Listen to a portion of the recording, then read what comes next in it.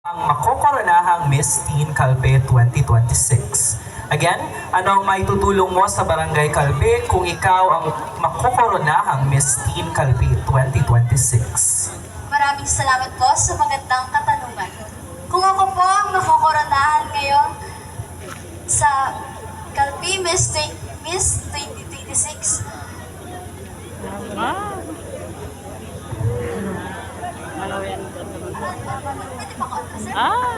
Wala na.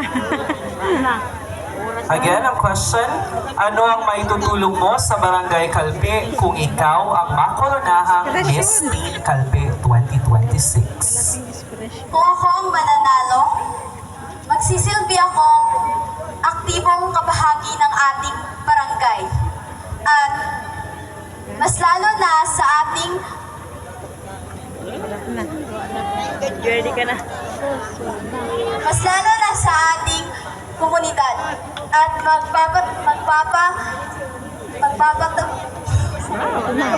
Ay, mali ka na. Na. Okay na, sabi. Thank you. Ay. Na. tulad na lamang ng clean up drive, youth seminars at outreach program. Yun lang po at maraming salamat. Thank you so much, candidate number 7. Ulit, candidate number 8.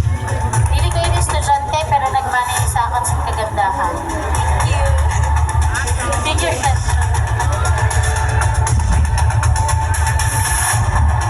Sa ako po bilang isang kabataang babae, paano mo maipapakita ang pagiging mabuting leader sa inyong barangay? Salamat sa iyong napakagandang katanungan, ma'am. Bilang isang kabataang babae, naniniwala ako na ang mga kababaihan ay may karapatang magsalita, tumayo, katulad ko ngayon. Naniniwala rin ako na bilang isang kabataang babae, maiimpluwensyahan ko ang aking mga kapwa kabataan at ang aking kapwa kababaihan to speak, to stand, and to represent ourselves. And I want all of you to hear my message that we are here to stand against gender equality. Gusto ko na dito kayo para maprotektahan ang kababaihan at nais ko rin malaman nyo na bilang isang kababaihan, nais kong magbigay inspirasyon patungkol po sa pagiging isang mabuti, pagiging isang disiplinado at pagiging isang matalino pagdating sa edukasyon. Na tayo ay andito ngayon para tumayo, para magsalita at para magbahagi ng aking mga ideya. Maraming salamat! Beautifully said, candidate number 8. Now let's proceed to candidate number 9. Please pick your question.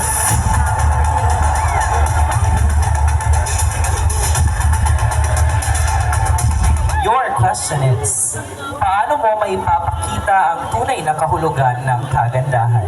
Again, paano mo maipapakita ang tunay na kahulugan ng kagandahan? Thank you for that wonderful question. May papakita ko ang tunay na kagandahan sa pamamagitan ng paggalang, masipag, at pagmamalasakit sa iba. Dahil para sa akin, ang tunay na kagandahan ay hindi lamang sa physical appearance, kundi masusukat ito sa kabutihan ng isang pagkatao. Thank you. Thank you very much, candidate number 9. Let's call in candidate number 10.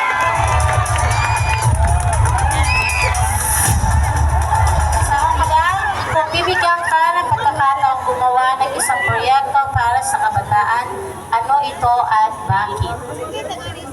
Thank you for that wonderful question, ma'am.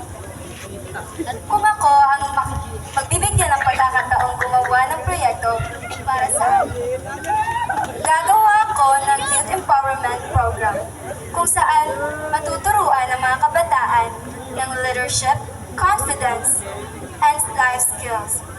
Dahil naniniwala ko na kapag ang mga kabataan ay may sapat na kaalaman at gabay, magiging handa sila sa kanilang pangarap at responsibilidad sa komunidad. And I thank you. Thank you so much, candidate number 10. Well said.